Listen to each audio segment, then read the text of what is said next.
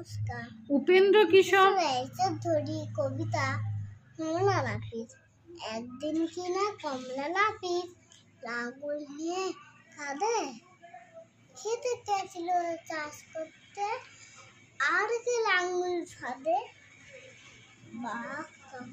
বাঘ এসে বললে তখন তুই না বেটা চাই কোথায় যাবি